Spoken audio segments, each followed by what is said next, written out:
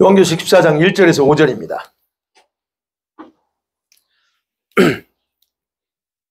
찾으셨죠?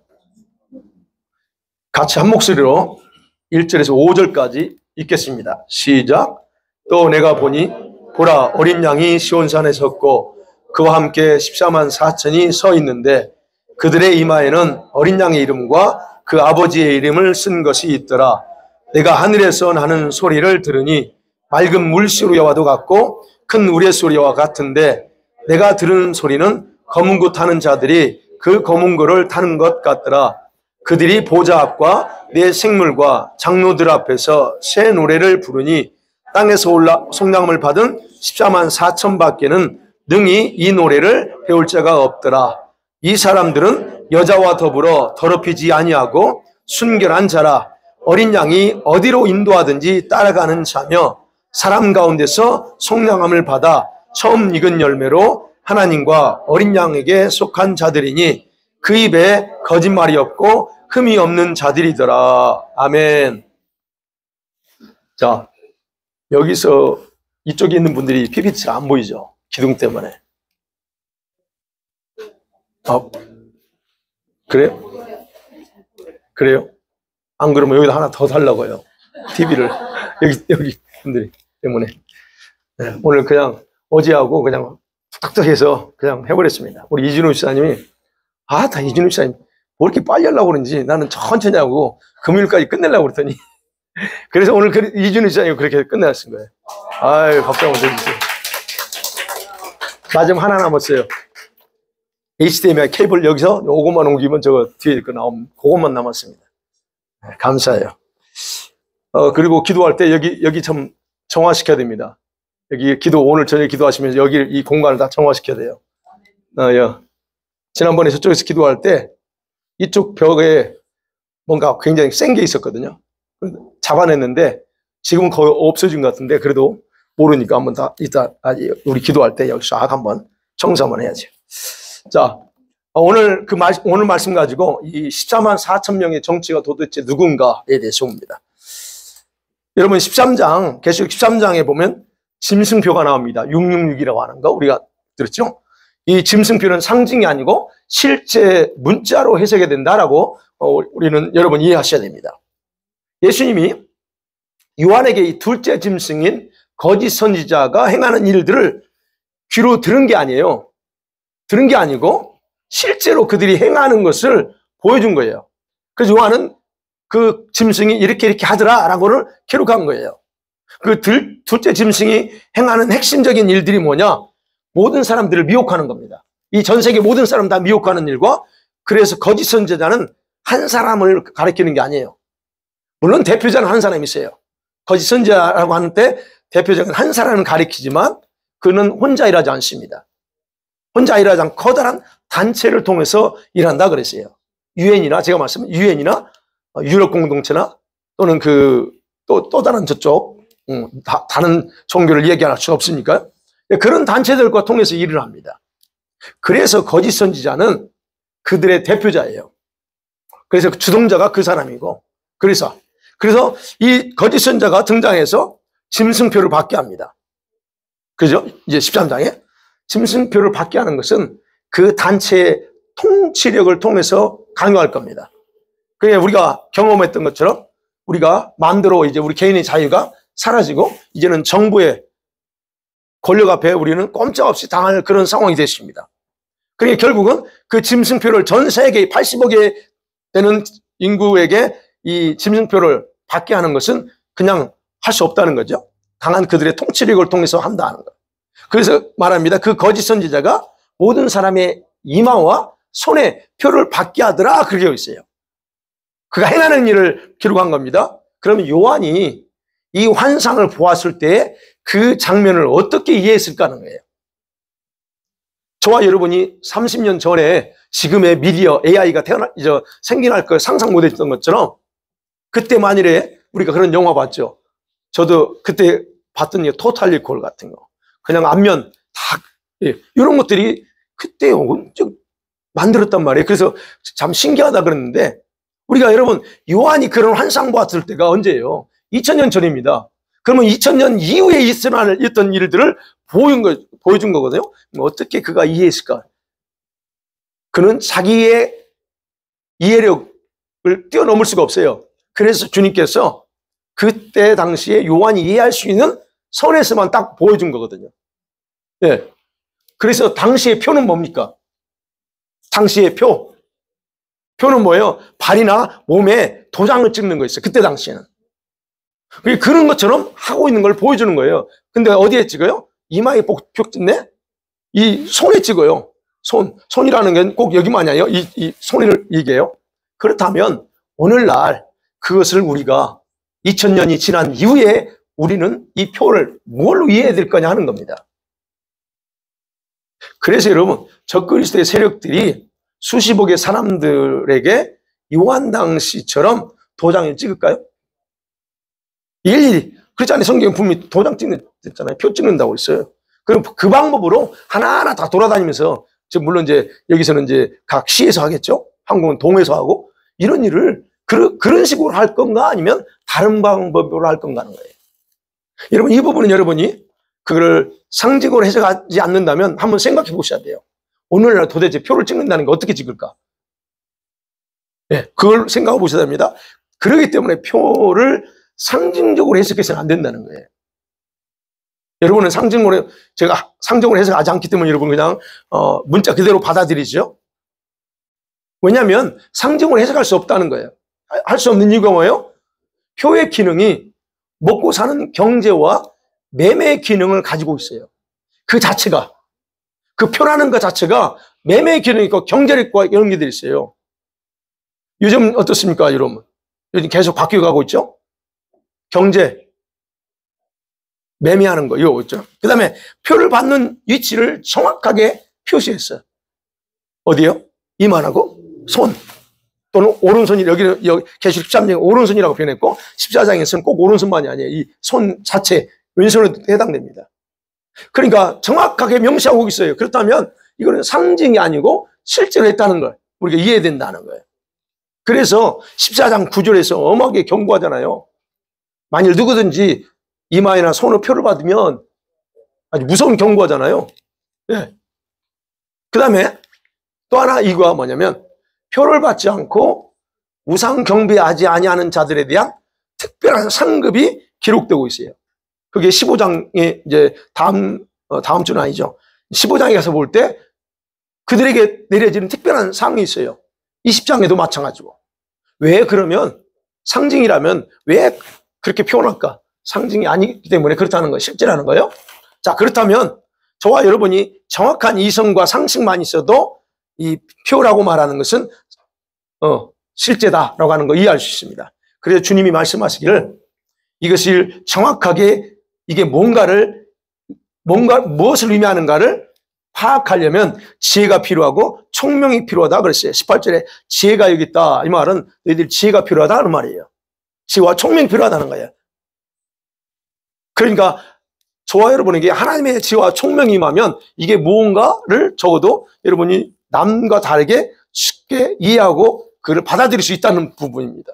또 하나 더 생각해 볼 수 있는 것은 왜 사탄은 표의 숫자를 666이라고 했을까 하는 거예요. 333도 해도 되고 555도 되는데 왜 666을 했을까 하는 거예요. 여러분, 사탄은요 자기가 하나님처럼 되겠다고 했잖아요. 속성이 그래요. 자기가 하나님처럼 되려고 그래. 그래서 뭘까요? 그럼 자기가 하나님을 모방하는 거예요. 하나님처럼 모방합니다. 하나님이 삼위일체죠. 이 사탄도 그거를 모방하는 거예요. 첫째 육이 뭐예요? 사탄 자신입니다. 두 번째 육은 뭘까? 사탄의 역할을 할 인간인 적그리스도입니다. 적그리스도가 두 번째예요. 그 다음에 세 번째 육은 뭐냐? 성령의 역할을 할, 우리 기독교에서 보면 성령님이 계시잖아요. 성령의 역할을 하는 거짓 선지자. 두 번째 짐승과 그 단체들입니다. 물론 사람으로 따지면 거짓 선지자만 해당되죠. 그게 666의 숫자예요. 유는도 하나님을 모방해서 자기도 그렇게 한다 하는 거예요. 그래서 여러분 이 666이라는 숫자를 그렇게 얘기해요. 그래서 13장에서는 그러잖아요. 17절에서 17절, 18절에 그냥 66, 그게 누구냐? 그 사람이 수다, 적그리 수다 라고 표현하는 거예요. 자, 그렇다면 666은 그래서 전 인류의 숫자가 아니에요. 저와 여러분을 가리키는 숫자가 아니고 이건 적그리스도 그 한 놈을 가리키는 숫자예요. 그러면 생각해보죠. 아니, 그놈이 왜 적그리스도가 이 표를 전 인류에게 받게 하려고 할까? 왜 할까요? 왜 그럴까요? 목적이 있어요. 가장 큰 목적. 지금도 동일하게 하죠. 그 표를 받기 위해서 어쨌든 전 인류를 지옥으로, 영원한 불못으로 보내는 게 그의 목표예요. 그것이 하나님께 복수하는 겁니다. 그래서 하는 거예요. 그리고 마지막 하나 더, 그들은 그 목적은 마지막 그가 전 인류를 통해서 자기가 경배받고 싶어서 그렇습니다. 어찌됐든 그럽니다. 자, 그러면 오늘날, 여러분 보세요. 오늘날 사람의 손이나 이마에 표를 받게 한다면 받게 하는 기술이 있을 거 아니에요. 기술이 뭘까? 여러분 좀 실제로 생각해 보세요. 표를 받게 한대요.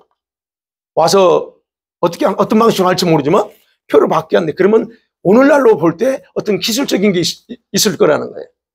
그게 뭘까 하는 거예요. 여러분 이미 여러분 잘 아실 거예요. 다양한 칩을 의학적인 용도로 다 계속적으로 개발하면서 누구한테 자꾸 삽입하려고 합니까? 사람한테. 사람의 몸에 삽입해서 연구합니다. 지금도. 때로는 이제 실험용 쥐에다 이식하지만 사람한테도 이식해서 연구합니다. 그 이유가 뭘까 하는 거예요. 그래서 지금 그들이 그렇게 하는 것은 몸에 칩을 넣는 것에 대해서 거부감을 제거하고 아주 자연스럽게 생각하고 익숙한 느낌을 갖도록 하는 것, 그게 바로 그들이 지금 행하고 있는 일이에요. 그래서 진짜 대환란 때 칩을 받을 때에는 그냥 저항 없이 모두가 다 받게 하려고 하는 그런 분명한 목적 때문에 지금 그렇게 하고 있다는 거예요.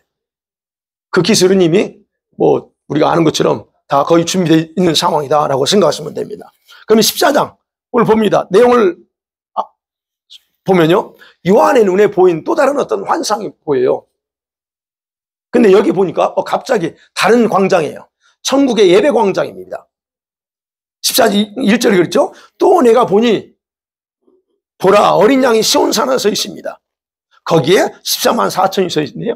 근데 거기서 찬양합니다. 검은 고를 타는 것처럼 그건 새 노래를 부릅니다. 예배 광장입니다.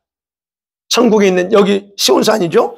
여러분 이해하셔야 될 건 천국에도 예루살렘이 있고 그죠? 시온산이 있어요. 늘 말씀드리지만 천국은 여러분이 생각하는 것처럼 그 좁은 공간이 아니고 천국에 다 있어요. 지금의 예루살렘이 거기 있고 성전도 거기 있고 여기 나온 시온산이라고 하는 표현이죠. 시온산 거기에도 있다는 얘기예요. 거기에 주님이 딱 서 계십니다. 그리고 그 서 있는 사람들 이마에 뭐가 써 있어요? 어린 양신 예수님의 이름이 싹 기록되어 있고 아버지의 이름도 기록되어 있습니다. 그리고 이들 여러분, 이들은 보좌 앞에 있어요. 지금 어디 보좌요? 아버지 보좌 앞에 있습니다. 그리고 그 옆에 네 생물이 있다고 그랬죠. 네 생물이 있고 그 다음에 24장로들이 있는데 그 앞에서 거기서 딱 서가지고 새 노래를 부르고 있습니다. 3절에 보니까. 근데 그들이 부르는 노래를 보니까 이들만 배울 수 있는 특권이 있어요. 아무나 부르지 않습니다. 이 사람들만, 여기에 천국의 예배 광장에 서 있는 이들만 이 노래를 부릅니다. 아무도 해당이 안 돼요. 근데 요한은 이와 같은 장면을 지금 눈으로 본 후에 자기 그 다음에 귀로 들려오는 소리를 들어요. 처음에 눈으로 봤습니다. 근데 그 다음에 소리를 듣습니다. 근데 그 소리를 들으니까 멀리서 들리는 것 같아요. 보니까 사람의 소리가 음성 같기도 하고 아니면 맑은 물소리가 흐르는 것 같기도 하고 천둥소리와 같아요. 멀리서 들으면 그럴 수 있죠. 그런데 그 소리 정체가 여기 보니까 검은 고를 타는 소리 같아요. 우리나라 악기죠. 이 하프입니다. 영어로. 이 검은 고를 가지고 연주하는 노래라는 것을 나중에 그가 인식을 하게 됩니다. 아, 지금 찬양하고 있다는 그 찬양이죠. 그걸 인식해요. 근데 그들이 그 보좌 앞과 네 생물과 24장들 앞에서 뭔 노래를 불러요? 새 노래, 3절에. 새 노래를 불러. 그 경배하는 모습이 이제는 선명하게 지금 눈에 보입니다. 여기까지만 보면, 그렇죠? 여기까지만 보면, 아버지의 영광스러운 보좌 앞에서 찬양하며 경배하는 그 장면이 지상에서 구원받은 모든 저와 여러분, 성도들이라고 생각할 수 있습니다. 얼마나 좋습니까? 여러분, 여기에 다 갈 수 있다면 얼마나 좋아요? 근데 그 부분만 보면, 내가 거기서 있구나라고 생각할 수 있다는 거예요. 그런데 4절에서 그들이 지금 그 천국의 예배 광장에 서 있는 사람들이 어떤 성도들인가에 대해서 분명하게 가르쳐 줍니다. 구분합니다. 4절 그렇죠. 이 사람들은 그랬어요. 첫 번째로 뭐냐면 이 사람들은 여자로 더불어서 몸을 더럽히지 않은 정절을 지킨 자들이래요. 신앙의 정절입니다. 이거 결혼 안 한 걸 말하는 게 아니에요. 신앙의 정절을 지켰다는 거예요. 계시록에서는 여러분 여자라고 그랬죠. 여기 보면 여자와 더불어 그랬죠. 여자는 두 가지 상징적인 의미를 써요. 하나는 정결한 여자예요. 그건 정결한 교회를 말합니다. 교회를 표현할 때 정결한 처녀라고 표현합니다. 그게 12장 1절에 나오잖아요. 그 다음 두 번째는 바로 부정한 여자입니다. 17장 1절에서 5절을 보면 세상의 음녀요. 모든 세상의 악을 통해서 유혹하는, 즉 여기서 본문에 여기서는 단수로 쓰여 있어요. 복수가 아닙니다. 미안해. 죄송해요. 단수가 아니라 복수입니다. 복수예요. 그러면 복수인데 이걸 뭐냐면 이 세상에 여러분 강한 유혹들을 상징하는 표현이에요. 이 여자가 복수를 써가지고 하나만 가지고 유혹하는 게 아니고 다양한 것을 통해서 유혹하는 그런 유혹들. 그래서 17장 계시록 17장 4절 5절에 보면 그래요. 그 여자가 자줏빛 옷을 입고 붉은빛 옷을 입고 색깔이 휘황찬란한 옷이 있습니다. 보석 진주를 금과 보석으로 온몸을 다 치장했습니다. 그리고 가증한 물건들, 그거 있으면 참 예쁜데 거기다 아주 가증한 물건들, 음행한 그 음행에 더러운 것들을 가득 찬 금잔 금대접을 가지고 쥐고 있어요. 이렇게 표현되어 있습니다. 그게 그렇다면 이걸 뭘 얘기할 수 있냐? 여러분 초대교회 때 로마 지금 요한이 로마 말이 안 나오네요. 그 요한이 유배 가가지고 계시록을 받은 그 반모섬에 있을 당시 초대교회 때는 그랬잖아요. 로마 제국이 강요하는 생활 방식이 있습니다. 지금 여러분과 저는 그냥 우리 자유롭게 여러분 자유에 따라 가잖아요. 근데 그때 당시에는 모든 사람들에게 요구하는 삶의 방식이 있어요. 그게 뭐냐면 여러분 우상과 쾌락을 가장 높은 가치로 여기는 그런 삶의 스타일이에요. 물론 지금도 그런 부분이죠. 성공을 어디에 기준 둡니까? 그렇죠. 그런 것처럼 우상 숭배하고 쾌락을 추구하며 사는 것이 그게 가장 아름다운 삶, 그때 당시. 근데 바로 그런 삶을 따라 살지 않고 거부하고 그리고 자기 믿음의 정절을 지킨 것을 의미합니다. 오늘날로 표현하면 이거죠. 여러분과 저희 머릿속에 어떤 가치관을 사느냐 하는 겁니다. 제가 항상 강조하는 거 뭡니까? 우리 세상적 가치관 다 깨부셔야 된다 그러죠. 바로 이런 세상적인 가치관을 대표하는 이런 세상의 쓰레기들과 이 사상들이 머릿속에 박혀 있는데, 의식 속에 박혀 있는데, 이런 것들에게 내 자신을 물들이지 않고 다시 오실 신랑 예수 그리스도를 맞이하기 위해서 자기 순결을, 자기 신앙의 순결을 지키는 그런 처녀처럼 자신을 더럽히지 않는 삶을 사는 것, 그게 바로 신앙의 정절을 지켰다는 얘기예요. 그러니까 여러분, 우리가 세상도 좋아하고 주님도 좋아하고 그런 삶, 그건 하나님의 원수가 된다고 그랬죠. 그러니까 분명하게 구분 지었습니다. 그 다음에 또 하나, 여기 첫 번째 것만 보면 우리가 해당될 것 같아요. 근데 두 번째 봅니다. 두 번째 뭐라고 그러냐면 이렇게 표현되어 있어요. 어린 양이 어디를 인도하든지 따라가는 자다 그럽니다. 여러분, 어린 양이신 예수님께서 어디로 인도하든 따라가고 순종하는 사람들이에요. 그러면 봐요. 주님이 말씀합니다. 김 목사, 이거 오늘 관두고 사역 그만두고 저기 지금 IT 거기 아주 최악이거든요. 우리 그 델렌 김 선교사님 오셨잖아요.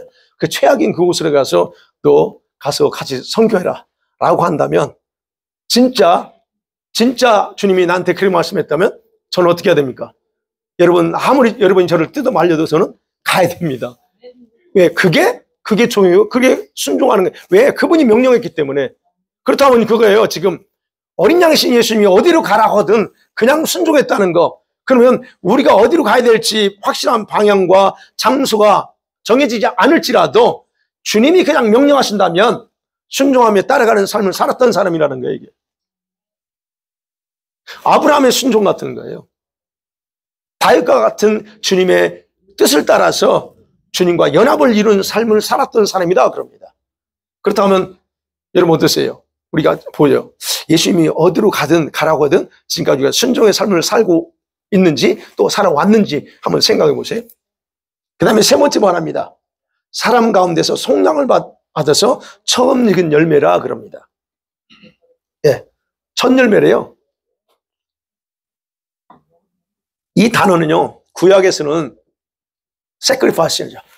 성물이에요. 하나님께 성물을 드린다 그러죠. 신약에서는 first fruit입니다. 첫 수확을 하나님께 올렸다는 거예요. 그러면 처음 익은 열매가 뭘 의미하느냐? 여기서는데요, 한 첫 열매입니다. 한 첫 열매는 수확된, 그 농사를 따지면 수확된 첫 곡물을 하나님께 드리는 거잖아요. 예, 수확한 거 한 다발을 딱 하나님께 드리는 거예요. 그게 첫 열매예요. 근데 히브리서 5장 7절에서 9절 보면 바로 예수님이 하나님께 온전히 자신의 삶을 바친 첫 열매라고 그렇게 기록합니다. 예수님이. 그러니까 우리는 못했지만 주님이 대신 모든 걸 그의 자신을 몸을 드림을 통해서 첫 열매가 되셨어요. 그래서 어떻게 합니까? 모든 곡식의 첫 열매로 하나님께 드렸음을 통해서 그 다음으로 예수님께서는 우리들 중에서 자기와 같은 첫 열매들이 되게 하려고 바로 우리를 선택했다라고 하는 겁니다. 그럼 우리가 지금 첫 열매입니까? 아닙니까?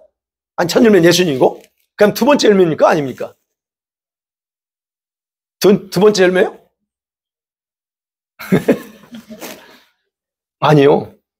되게 하려고 우리를 선택했다는 거예요.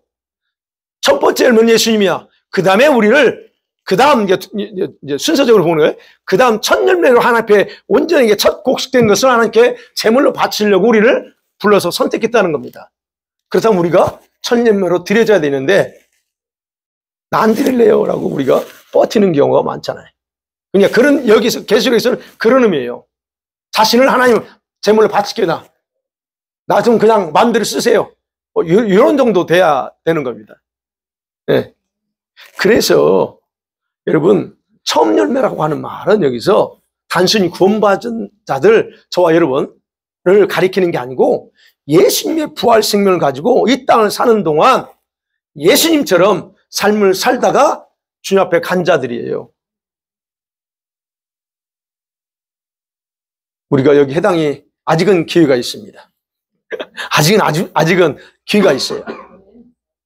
그러나 아직까지 우리가 보면 여기 해당이 안 돼요. 어떻게 알아요? 내가 내 삶을 알거든요. 아직 안 돼 있어요. 돼가고 있죠, 우리가 지금. 그거 있는 거예요. 그러니까 우리 부분이 그래요. 바로 이렇게 구별된, 여기서는, 계시록에서는 이렇게 구별된 자들, 바로 특별하게 구별된 사람이에요. 여기 14만 4천원. 저와 여러분이 해당된다고 생각하면, 아니, 아직 기회 있죠. 생각하고 사셔야 됩니다. 그래서 여러분 14만 4천 명이 바로 그렇게 그런 삶을 살다가 지금 주님과 함께 시온산에 서 있어요. 미래에 일어날 일 보여주신 거니까 여기에도 해당될 수 있다는 거예요. 그리고 그 보좌 앞에 딱 경배하는 겁니다. 그 다음에 또 하나, 마지막 5절에 그랬죠. 그 사람들의 특징이 뭐냐면 그들의 그 입에 거짓말이 없습니다. 흠이 없는 자들이에요. 여러분 이 말씀 들으면 어떻게 해서 거짓말이 없고 하면 여러분 어떻게 합니다? 다 떨어지죠. 나가 떨어지죠. 거짓말 안 하고 사는 게 어디 있어? 그죠? 우리는 여기에 해당이 안 돼. 근데 여기서 우리가 그 거짓말이라고 하는 거, 우리가 흔히 말하는 지금 우리가 살면서 일상적으로 그것만을 얘기하지 않습니다. 여기서는, 적어도 여기서는 그렇게 따지면 거짓말 안 할 사람이, 안 하고 사는 사람이 어디 있어요? 다 하지. 해당이 안 돼요. 그러면 이 의미가 뭐냐고 그래요. 그 입에 거짓말이 없고 여러분 21장 8절과 22장 15절에도 동일한 말이 나와요. 거짓말하는 자들이라는 나와요. 거기서 말하는 거짓말 똑같은 거거든요. 근데 이것에 대해서 스바냐 3장 13절에서 이렇게 말합니다. 이스라엘의 남은 자는 악을 행하지 아니하며 그 다음에 거짓말을 말하지 아니하고 입에 거짓된 혀가 없는 자다 그런 말합니다. 그러면 보세요. 이 말은 여기서 말하는 거짓말의 뜻이 뭐냐는 거예요. 물론 우리가 너무 잘 아는 것은 속이는 행위를 말합니다. 간사함을 말합니다. 속이는 행위뿐만 아니라 간사함, 마음의 간사함이 여기서 그 의미예요. 그렇다고 하면 여러분 영적으로 간사하게 진리를 이 말씀을 흐리게 하고 그래서 거짓으로 영혼들을 미혹해서 죽이는 행위를 여기서 거짓말이라고 이해하는 게 이제 이 요한계시록에서는 그때 당시와 상황에서 볼 때는 그게 더 해당돼요. 그러니까 이단들 자신의 교리를 진짜 자기가 하는 것을 교리로 하나님 믿게 하는 자들이요. 이런 자들이요. 여기에 해당되는 거예요. 그렇다고 해서 여러분이 거짓말하면 옳다는 게 아니에요. 거짓말 도덕적으로도 거짓말 하시면 안 됩니다. 하나님이 다 파악하고 계시니까. 그러니까 여기서는 그렇다는 그 거짓말이라고 하는 겁니다. 더 그런 의미가 더 강하다는 거예요. 그 다음에 계시록 22장 19절이라고 있잖아요. 말씀을 억지로 고의로 자의 해석해서 거짓으로 가르치는 자들도 여기 해당돼요. 그러니까 여러분 그래서 우리가 좀 조심해야 될 게 저도 목회자이기 때문에 항상 제가 주일날도 제가 두려운 마음이 있다고 하는 게 뭐냐면 제가 마음을 오픈해 놓고 항상 말씀 보고 그런 이유 중에 하나가 내가 잘못 가르치고 여러분들을 잘못 가르치고 잘못 인도하면 그것이 바로 내가 말씀을 잘못 해석해서 그러든 신학이 그랬든 간에 그렇게 되면 제가는 여러분을 잘못 인도하는 거거든요. 그럼 바로 저는 여기에 해당되는 거예요. 그런 부분에서 그렇게 22장 19절에서 말하고 있다. 그 다음 두 번째 흠이 없다고 그랬잖아요. 흠이 없다는 거예요. 그거는 뭐냐면 그 입에 죄가 없다는 걸 말하는 게 아니에요. 여러분 제가 흠이 없는 사람 어디 있어요? 다 있죠. 흠이 없다는 것을 그런 게 의미하지 않고 이미 보혈로 우리는 다 씻음 받았죠. 그런 것은 하나님 앞에서 흠이 없이 정결합니다. 우리는 이미. 그러면 지상에 있는 동안 죄악으로부터 자신을 지켜서 더러움에 물들지 않고 순결을 간직한 자들 말할 때 이 말 써요. 흠이 없는 사람이라고 합니다. 흠. 그러니까 여러분과 제가 결국은 세상과 짝하지 않고 늘 강조한 것처럼 오직 예수님 한 분으로 그분만 사랑하며 살면 사실 이런 부분에서 우리는 쉽게 초월할 수 있어요. 그래서 그런 부분이에요. 자, 이런 네 가지 특성은 뭐예요? 지상에서 구원받고 살고 있는 모든 사람이 되면 좋은데 긴지 아닌지는 우리 스스로 자신을 살펴봐야 돼요. 내 정체가 뭔가를 살펴보셔야 돼요. 우리 각자가 여러분이 스스로 여러분 정체를 압니다. 여러분 그 정체를 드러내고 구분해 주는 기준이에요. 이게 내가 정말 거짓이 없는지 흠이 없는지 이런 부분. 그래서 한번 보자는 겁니다. 여러분. 그 다음에 여기 보면 그러면 이제 그게 두 번째 생각할 게 14만 4천 명이라는 게 나오는데 이들이 이제 누구냐에 대한 해석을 봐야죠. 여러분 보세요. 모든 학자들과 건전한 목회자들, 목회자들은 바로 24만 4천이라는 수를 우리 예수 믿는 모든 이 지상에 존재하는 모든 성도들을 말한다. 그 상징으로 해석합니다. 그래서 7장도 14만 4천 나오죠. 이스라엘 지파의 12지파의 14만 4천 나오죠.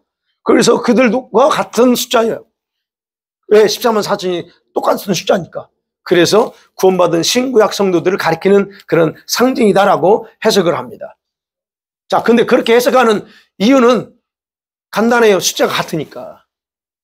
그렇잖아요. 앞에도 7장에 14만 4천. 그러면 그들을 구원받은 신구약 성도라고 해석했으면 뒤에 또 14만 4천이 나오니까 이걸 달리 해석하면 안 돼요. 그 입장에서는 그냥 똑같이 해석해야 돼요. 근데 중요한 건 내용을 살펴보면 달라. 7장에서는 이스라엘이라고 그래. 근데 여기서는 이스라엘이라고 말하지 않고 이런 자들을 이라고 표현해. 그럼에도 불구하고 그냥 그들은 그냥 14만 4천은 다 구원받은 자들이야. 이렇게 해석한다는 거예요. 자, 그런데 우리가 봐야 될 거는 우리 모두가 여러분 14만 4천을 동일하게 해석하는 이유 중에 또 하나는 그거예요. 어린 양 이름이 아버지 이름과 어린 양 이름이 이마에 써 있다는 거야. 그러면 이마에 써 있다는 것은 소유권을 의미하거든요. 도장을 찍는 것도 소유권을 얘기하잖아요. 그러면 우리의 소유는 주님이네. 그래서 모든 성도는 다 하나님의 것이라고 하는 이론입니다. 그리고 또 하나 볼 수 있는 건 여기 사람 가운데서 성령함을 받은 첫 열매라고 했잖아요. 바로 이것도 역시 마찬가지예요. 구원받음으로 해석해요. 성령 받았다는 구원이야. 그렇게 해서 모든 성들이 다 성령 받았어, 구원받았어, 그리고 다 하나님께 속한 자들이야 라고 이렇게 해석하면서 어찌됐든 이 모든 사람이 여기 14만 4천이 해당된다 말한다는 거예요. 그런데 저처럼 약간 삐딱하게 성경을 보는 사람들은, 특별히 요한계시록을 보는 사람들은 그렇게 해석 안 합니다. 7장의 14만 4천은 아까 말씀드린 이스라엘이에요. 그 이스라엘을 얘기하는 거고, 본문의 14만 4천은 다른 사람이다. 저는 어떤 쪽이냐면 그거예요. 이거 두 번째 후자예요. 네. 근데 어떤 분들은 그렇게 얘기합니다. 자, 본문에 14만 4천은 하늘에 있는 성도들이고, 그 다음에 7장에 나오는 14만 4천은 땅에 있는 성도들을 가리키는 숫자다. 그리고 6장에 24만 4천은 누구냐? 6장에 여러분 순교자들 나오죠. 재단 앞에 서서 딱 하나 앞에 하소연하죠. 그 순교자들 영혼이, 순교자 영혼들을 말한다라고 얘기하고, 또 7장에 보면 흰 옷 입은 수를 헤아릴 수 없는 수많은 무리들, 그 무리들이 바로 14만 4천을 상징하는 거야 이렇게 얘기하고, 그 다음에 계시록 12장에 나오죠. 누가 나오냐면 여자가 낳은 남자 아이, 그랬습니다. 여자가 아이를 낳아요, 남자를. 그 아이가 한 사람이 아니고 교회에 그렇게 해석해요. 근데 저는 그렇게 해석할 수 없다는 거예요. 7장에 14만 4천 아까 그랬죠? 여러분, 인쳤어요, 하나님이. 인쳐서 그들을 구분하는 거예요. 특별히 유대인들 중에서. 그리고 그러나 본문에서는 어떻게 해요? 오늘 본문은 그들과 관계없이 등장합니다. 그들과 관계없이 등장하고 예수님께 특별한 그룹에 속한 자들이다라고 분명하게 기록하고 있어요. 이들은 지금 어디에 있어요? 시온산이 있는 곳이야. 여기는 아무나 못 들어가요. 그죠? 여기는 홈리스들이 못 들어가요. 천국의 홈리스들이 수두룩합니다. 여기 못 들어가. 그럼 여기에 들어갔다고 하는 것은 특별한 사람들이에요. 그리고 나왔잖아요. 이들은 새 노래를 이들만 불러. 그럼 이 사람들은 항상 아버지 보좌 앞에서 새 노래를 부르면서 경배하는 위치에 있는 존재들이에요. 그러면 이들이 어떤 존재인가를 알려주는 거. 그렇죠? 아까 말했죠. 그들이 이마에 아버지 이름이 있어요. 어린 양 이름이 있다. 표시되어 있어요. 그럼 여기 이마를 대해서 여러분 빌라델피아 교회 계시록 3장 12절에 이긴 자에게 하나님이 예수님이 약속합니다. 이긴 자에게 뭘 약속해요? 천국에서 내가 하나님의 성전이 기둥이 되게 해줄게. 그러면서 말하죠. 하나님의 이름과 새 예루살렘 이름과 나의 새 이름을 너희에게 기록하리라 그래요. 그러면 이건 뭐예요? 이거는 그냥 모든 구원받은 자를 말하는 게 아니라는 거예요. 천국에서 어떤 신분과 위치를 나타내주는 표현이다 하는 거예요. 그러면 이 14만 4천은 여러분 보면 아버지와 그 다음에 어린 양의 이름이 기록되어 있잖아요. 근데 빌라델피아 교회한테는 뭐라고 그랬어요? 거기다 예루살렘 이름도 기록한다고 그랬어요. 그런데 오늘 본문에서는 두 아버지 이름과 어린 양 이름만 기록되어 있어요. 이거는 뭘 의미하냐면 아버지와 예수님께 아주 특별하게 인정받았다는 사람이에요. 인정받은 존재들이라는 거예요. 결국은 지상에서 수많은 사람들 중에서 아버지와 예수님을 위해서 자기 인생 전체를 투자했기 때문에 구별된 자들이다라고 해석하는 게 가장 옳다라고 저는 강력하게 주장합니다. 예, 왜요? 그렇잖아요. 이들이 그 보좌 앞에서 여러분이 보좌 앞에 못 가요. 이 신앙으로는 그 보좌 앞에 못 갑니다. 자격이 안 돼요. 가고 싶어 저도. 근데 자격이 안 돼. 그러니까 이거 우리에게 해당이 현재까지는 현재까지 우리에게 해당이 안 돼요. 아직. 그렇지만 희망은 가지세요. 아멘. 희망은. 아멘. 아니 그래요. 그러니까 아직 기회는 많아요.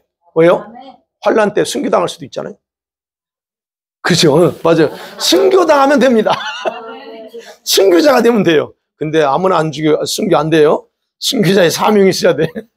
예. 자, 마지막 하나 더. 자, 그러면 이들은 어떤 그룹에 속할까 하는 거예요. 천국에도 많은 그룹이 있는데 어느 그룹에 속할까 하는 거예요. 자, 이 본문의 환상을 보려면 13장에 적그리스도의 등장, 거짓 선지자의 그런 활동으로 인해서 성도들이 어림을 예고하는 그런 환상을 봤잖아요. 그리고 나서 보여줘요. 그러면 이 환상에 대해는 대환란을 통과한 게 아니에요. 아직 대환란 오지도 않았어요. 보면 이들은 대환란을 뛰어넘어서 지금 시온산 안에 이르러서 거기서 경배하고 있는 거거든요. 왜냐하면 6절 이하에 보면 또 다른 천사를 봐요. 환상을 보여줘요.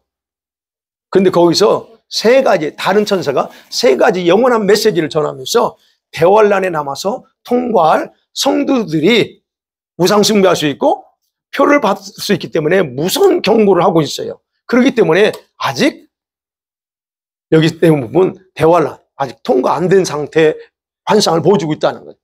그렇다면 대환란이 오기 전에 지금 이렇게 천국에서 이런 영광스러운 그 자리에 갈 수 있다고 하는 부분은 우리에게 소망을 주는 부분인데, 그렇다면 이들이 어떤 성도이기 때문에 이런 특권을 받았을까 하는 부분. 자, 계시록에는 오늘 제가 말씀드리죠. 계시록에는 저와 여러분이 확인할 수 있는 이 성도들의 7가지 그룹으로, 적어도 제가 구분할 때는 7가지 그룹으로 이렇게 나눌 수가 있어요. 첫 번째 순교자 그룹이 나옵니다. 그건 우리가 너무 잘 알죠. 순교자 그룹이 있어요. 그 다음에 7장에 환란을 통과한 그룹이 있어요. 환란. 그 다음에 세 번째는 우리 너무 잘 아는 단순히 구원받은 사람들. 예수 믿고 구원받았어요. 강도처럼. 강도는 홈리스의 전국에서요. 구원을 받았지만 그런 그룹이 있습니다. 그 다음에 예수님의 신부가 되는 그룹이 따로 있습니다. 저와 여러분 여기에 진짜 가능성이 높은 사람들이에요. 저와 여러분은. 아멘.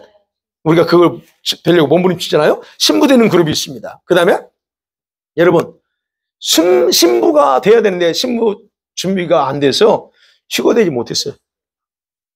그래요? 휴거되지 못했지만 성경이 나오죠. 믿음과 인내로 자신의 구원을 이룬 그룹들이 따로 있어요. 그 몇 명인지는 모릅니다. 그런 그룹들이 있습니다. 그 다음에 여러분 그 계시록 20장 4절을 보면 우리 보좌에 앉아서 심판하는 권세를 가진 그룹이 따로 있어요. 계시록 20장 4절 보면 그겁니다. 보좌에 앉아서 심판해요. 그거는 왕입니다. 성경은 왕의 그룹이에요. 그다음에 마지막 그룹이 뭐예요? 바로 오늘요. 오늘 여기 등장하는 하나님 보좌 앞에서 경배하는 영광스러운 그룹입니다. 이런 사람들은 특별히 뭐라고 그랬어요? 아까 말씀드린 어린 양신 예수님이 어디를 인도하든지 순종하고 따라가고 세상 것 바라보지 않고 그게 미련두지 않고 그 다음에 뭐라고 그랬어요? 처음 익은 열매요. 하나님께 바쳐진 자들. 예수님처럼 자신의 인생을 다 바쳐버린 사람들이에요. 이런 사람들. 그러니 이런 사람들은 하나님께 그 종자씨라고 그러더라고요. 제시카 목사님 거기 보면 종자씨와 같은 그런 특별히 자신을 구별해서 드린 자들이 해당되는 거예요. 그러니까 여러분 이런 일곱 그룹이 있는데 바로 이들이 지금 오늘 14만 4천은 이들이라는 거예요. 마지막 그룹에 속합니다. 이들은 여러분 예수님께서 신부를 픽업하실 때 휴거될 신부를 포함합니다. 이들도 역시 포함돼요. 그렇지만 동시에 그 예복을 입은 신부 그룹과 다른 차원의 성도들이기도 합니다. 여기에 해당되는 분들이 많이 지금 천국에 계실 수도 있어요. 그러나 이분들이 여기 또 살아계실 분도 있습니다. 우리는 그건 모르지만 그렇게 구분할 수 있다는 거예요. 그러면 하나님께서 특별한 목적으로 이 땅에 보내서 그 사명을 완성하며 살았던 세상에서 찾아보기 쉽지 않은 그런 좀 희귀한 우리 세상적으로 본 참 골수분자 또는 우리 한국말 예수쟁이 있죠. 아유, 예수께 미쳐가지고 사는 사람. 이런 어떤 표현이 좀 그렇다면, 그런 희귀한 사람들이에요, 이런 사람들. 그래서 이들은 자신의 사명을 깨닫고 자신의 인생을 투자한 특별한 성도들이다라고. 이건 목회자가 아니에요. 목회자만 해당되는 게 아닙니다. 일반 성도들이 더 많아요. 목회자의 목양이 이 사명이라고 하기 때문에 이렇게 안 살아요. 접어요. 제가 그렇게 사나. 저를 보면 아십니다. 제가 그렇게 사나요? 안 살아요. 그러니까 이런 사람들은 목회자가 아니고 정말로 특별한 어떤 성도들에 해당되는 거예요. 근데 이들의 숫자도 14만 4천으로 정해져 있다 하는 거예요. 순교자의 숫자도 14만 4천인데 이런 그룹에 해당되는 분도 14만 4천으로 정해져 있다는 거예요. 여러분, 제가 이렇게 해석해서 설교하고 하기 때문에 제 설교하고 안 맞다고 하는 사람 많아요. 자기가 알고 있는 계시록을 기본적으로 알고 있는 거하고 제가 설교하는 거 안 맞다라고 얘기하는 분이 있어요. 어쩔 수 없습니다. 옛날에 저도 그렇게 해석했지만 지금은 그렇게 해석할 수 없어요. 그래서 저는 말씀드리는 거예요. 이거는 그냥 저는 고집하고 여러분에 가르칩니다. 자, 여러분 왜 사람들이 이거를 인정을 못하냐면 7장이 14만 4천하고 같은 동일한 부류로 생각하니까 그래요. 그래서 여러분들이 그런 설교를 예를 들어서 다른 목사님의 설교를 들었다면 여러분들은 제가 지금 얘기하는 것에 대해서 고개를 흔들 수도 있어요. 예, 그렇지만 그냥 받으세요. 이렇게도 여기 김 목사님 이렇게 해석하는구나 라고 받으시면 됩니다. 네, 결론입니다. 자, 이 14만 4천 명은 우리에게 도전 주는 그룹들이에요. 여러분 어떠세요? 여러분과 저희가 순교자 그룹만 생각해도 우리는 도전받은 부분인데 이 14만 4천은 더 도전을 받아요. 죽지 않고라도 이렇게라도 살 수 있다고 하면 그런 분이에요. 그리고 모든 성도는 아니다 하는 것. 이들은 우리들과 차원이 다른 성도이기 때문에 그래서 우리의 삶을 보면 우리가 좀 한번 분석해 봐야 돼요. 이분들은 다 주님을 위해서 올인한 사람이다. 그렇다면 어떻게 생각하세요? 여러분과 제가 여기 해당되는가 아직까지 아니라 한다면 그러나 분명한 것은 문은 열려 있다. 아직까지는 기회가 있다는 거예요. 이 사람들 아까 말씀드린 이 사람들은 하나님의 사명 때문에 이 땅에 보는 자들이기도 하지만 자신의 사명을 알고 나서 내가 왜 살아야지 왜 태어났나 그걸 알고 나서 세상도 포기하고 자신의 삶을 전폭적으로 주님을 중심으로 살면서 여러분 자기를 거룩하게 지켜나간 사람들이에요. 예, 많지 않아요. 14만 4천. 그렇다면 우리가 봐야 돼요. 자, 여러분 그래서 모든 사람이 천국에 가고는 싶어 하지만 자신이 천국에서의 삶을 위해서는 투자하지 않는 것이 현실이에요. 여러분 여기는 다 그런 건 아니지만 여러분 보세요. 다 예수님 다 구원받고 천국 간다고 합니다. 맞습니다. 그냥 그걸로 다 끝난다고 생각해요. 그렇지만 누누이 강조하지만 여러분 이 땅에서 아무리 많은 걸 소유하고 부귀영화를 누리고 많은 걸 가지고 있을지라도 천국에서의 삶을 위해 투자한 것이 없다면 여러분 천국에서 누구밖에 안 돼요? 홈리스밖에 안 됩니다. 천국의 홈리스. 근데 희한한 불행한 것은 천국에 무수히 이런 사람들이 많다는 거예요. 무수히. 여러분은 그러지 않습니다. 적어도. 왜냐하면 제가 얼마나 이 얘기를 많이 합니까? 그러니까 여러분 그렇게 살 수가 없죠. 맞지 않아요? 그렇게 못 살아요. 여러분 그렇게 살다가 하면 구원 받으시지만 항상 강조해 구원 받으시지만 천국 가서 못 얻으려고. 그래서 우리가 지금은 적어도 뭔가 해야 돼요. 그래서 여러분 천국에서 위치와 생활은 여러분의 이 땅에 사는 동안 세상 것에 대한 포기와 희생이라고 하는 이 대가 지불한 결과로 얻어지는 거예요. 대가 지불 없이 그냥 천국에 가서 이게 우리의 위치가 높아지고 절대 그러지 않습니다. 그래서 지금 이 땅에 사는 동안 결정할 수 있는 기회예요. 그래서 우리에게는 아직 기회가 있다는 겁니다. 오늘 본문의 성도들의 특징이 그거예요. 세상에 집중하지 않았다. 그리고 예수님 말씀한 대로만 순종하며 살았다는 것. 그렇게 살면서 자신들의 사명을 완수하고 천국에 갔다는 것. 이렇게 특별한 자들만 여러분 그렇게 사는 게 아니고 우리들도 그렇게 얼마든지 살 수 있다고 하는 건 분명한 아직까지는 기회가 있다는 거예요. 자, 그래서 파악하세요. 내가 천국 가면 어떤 그룹에 해야 되는가? 각자 한번 생각하고 있어요. 내가 어느 그룹에 해야 될까? 예. 제가요, 이걸 알고 나서 제가 주님께 항상 기도해요. 하나님, 나는 제가 처음에는 순교자 그룹만 생각하고 순교자가 얼마나 영광스러워. 그래서 그 보좌 앞에 있다고 그거는 성경에 나오니까 그래서 나도 그러니까 선교사가 아니니까 그때는 뭘 생각하냐면 선교사들은 순교할 기회가 많잖아요. 그래서 선교사는 아니니까 그러면 순교자 그룹은 안 되겠네. 이제 이렇게 생각하고 그렇다면 어떻게 하면 조금 더 아버지 보좌 앞에서 가까이 아버지 앞에 가서 이렇게 예배하고 그분을 얼굴을 뵙고 할까? 그 생각을 옛날에 많이 했어요. 그래서 그럼 어떻게 하면 될까? 그래서 기도하자. 하나님, 가능하면 내가 아버지 앞에 먼저 앞에 갈 수 있기를 원하는데 뭘 하기를 원하시는지 그렇게 알려달라고 기도한 적이 있어요. 지금도 요즘 기도하면서 하나님 내가 뭘 할까요? 조금 더 이런 기도를 하면 왜? 적어도 제가 하나님 앞에서 몰랐을 때는 그랬는데 알고 나니까는 이제는 그렇게 못 살겠더라고요. 가능하면 좀 가서도 여기서 못 살았는데 그냥 얼마나 시달렸어요. 힘들고 먹고 사는 거 힘들었지.